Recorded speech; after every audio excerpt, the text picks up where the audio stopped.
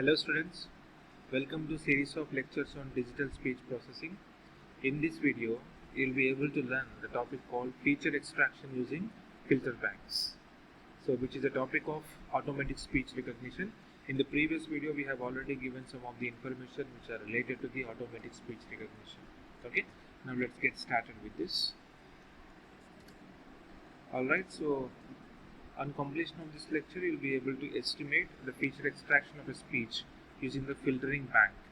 Okay, so there are several filtering bank analysis we are going to be using to extract the features of the speech signal, and those features are very much important for conversion of automatic speech to the recognition.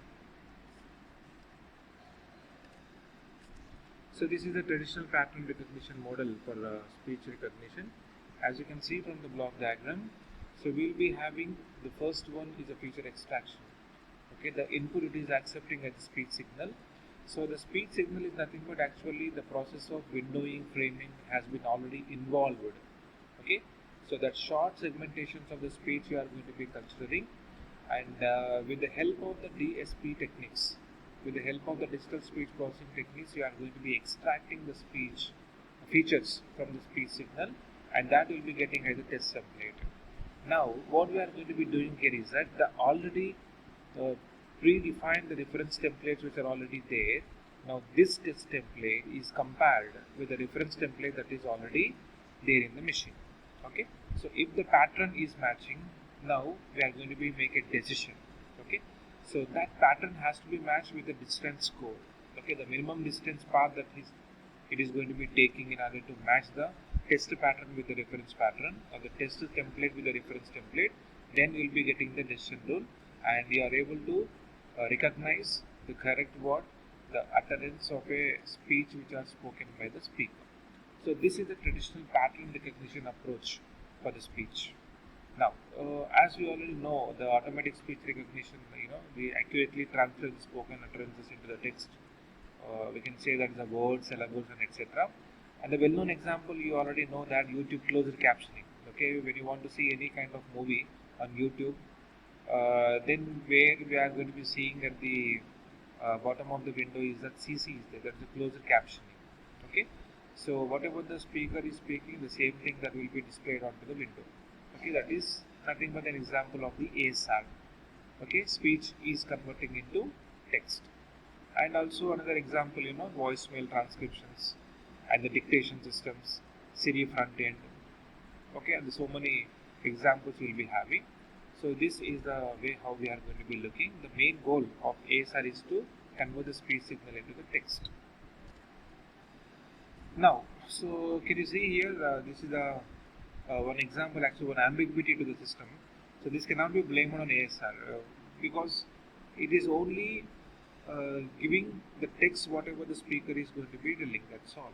So call me a taxi, but here what the message you are getting is that from now on I will call you taxi, okay. But that is not the recognized text what we are expecting. Okay, but with this data actually we don't want to blame an ASR. Okay, we have trained an ASR in such a way that whatever the utterance which are spoken by the speaker has to project the same recognized word at the output, that's all. Now this is a slide that we have already seen, the main important goal of an ASR objective.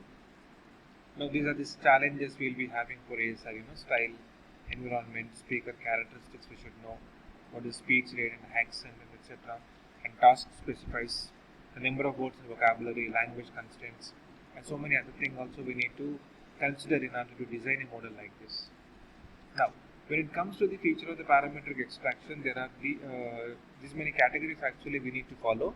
That is, the frequency domain parameters are there, and the time domain parameters, and then time frequency domain parameters. Okay, but in our discussion actually we are only stick to the frequency domain parameter, that is filtering bank analysis we will be doing, and the short-term spectral analysis already done in the previous case, and the substral transfer coefficient is also done, format parameters is also done.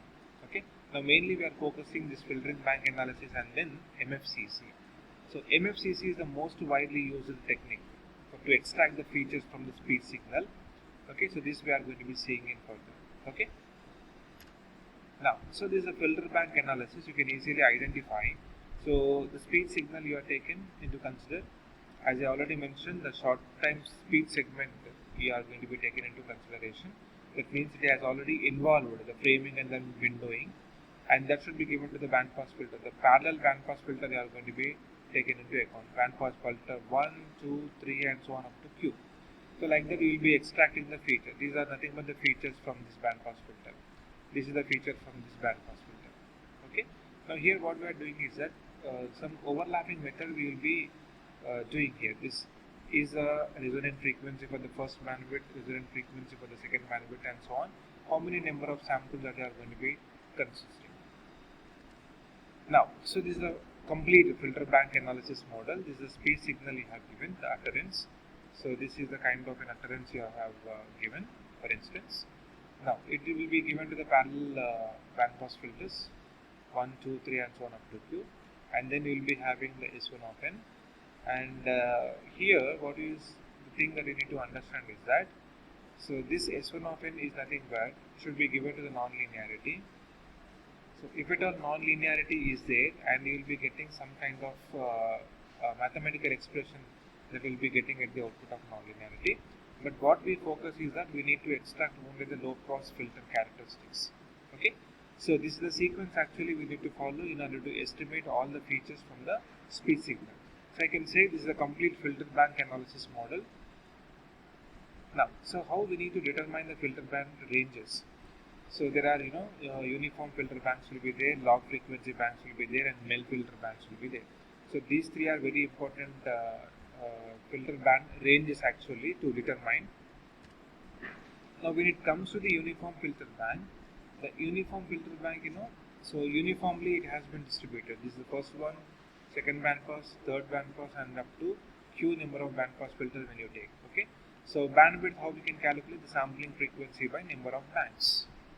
Okay. So for example, if the sampling frequency when you take 10 kHz, this is 10 kHz, and number is 20, then you will be getting bandwidth is 500. So this is the bandwidth for the first, second, 1K and 1.5, 2K and so on up to 10 kHz you will be getting. So this is simple to implement but not too useful. I will tell you in what way this is not useful. Now when it comes to the non-uniform filtering band, that's the log frequency. Okay. When you see the difference between the previous slide and this slide, so this we have taken as a log frequency and which is closest to the human ear. Okay. And there are several filters we will be having, and the center frequency we have mentioning. Okay. Center frequency for filter 1, filter 2, filter 3 and so on up to filter 4. Okay. And this is not the uniform filtering band. Uniform, here the range of frequency will allow 200 to 400, and here 400 to 800, here 800 to 600, like that. So what you need to understand, even this non-uniform filter band is also closest to the human ear. We are not going to be considering this model also. Now, so but what we need to consider? We need to consider the MEL filter band. Okay, MEL filter band is a band so which the human ear can persist. Okay, human ear can hear whatever the utterance which are spoken by the speaker. Okay, so rather than the uniform and the flat spectrum that we have already seen in the two slides, the previous two slides, so here we have taken the triangular bands.